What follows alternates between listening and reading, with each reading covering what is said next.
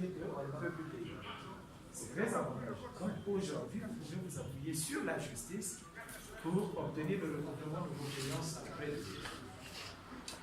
À partir du moment où le tribunal de commerce a été installé, ici chez vous, nous avons une compétence qui couvre tout le département du Niazi.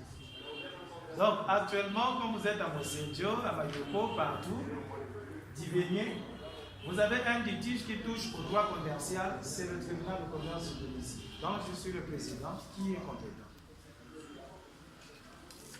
Alors qu'est-ce que cela veut dire? Mais nous sommes votre partenaire.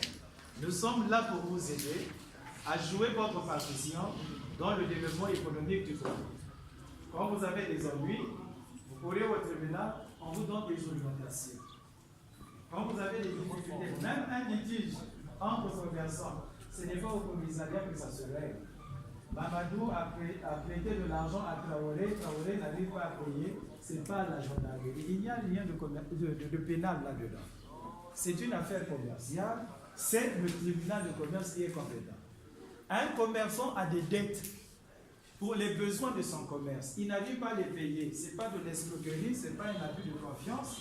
On ne va pas le traîner en justice, le gérer à la maison de la gens. On vient devant le tribunal de commerce pour engager sa responsabilité contractuelle.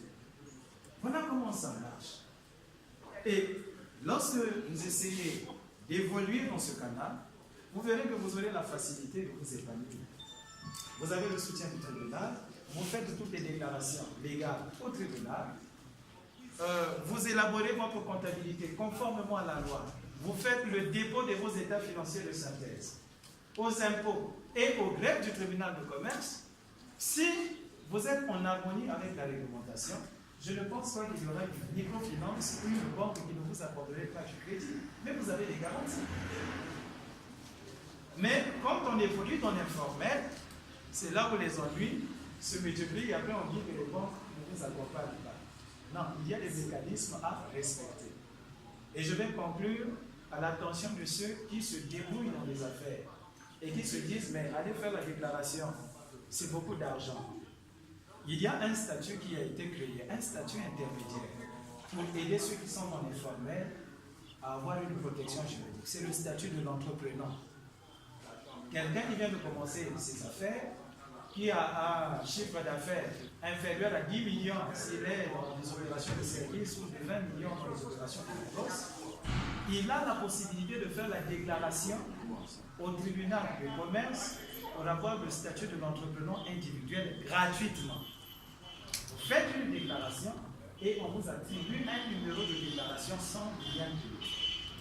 Seulement, pour conserver ce statut, vous devez faire des déclarations, vous devez tenir régulièrement votre comptabilité. On doit vous contrôler, voir que le chiffre d'affaires n'a pas évolué sur au moins 3 exercices cumulés. Et donc, vous pouvez retenir ce statut. Voyez-vous? Voilà donc ce que j'avais à dire en ce qui concerne le tribunal de commerce. C'est un tribunal qui vous accompagne, qui vous aide à comprendre l'interprétation des textes, parce que parfois les textes de loi sont difficiles d'interprétation. Et nous sommes là pour donner la bonne interprétation des textes, et je crois que je vous donnerai la possibilité de poser des questions, pas sur ma vie privée, mais sur le tribunal de commerce. Parce que je suis là pour ça. Merci beaucoup pour votre attention.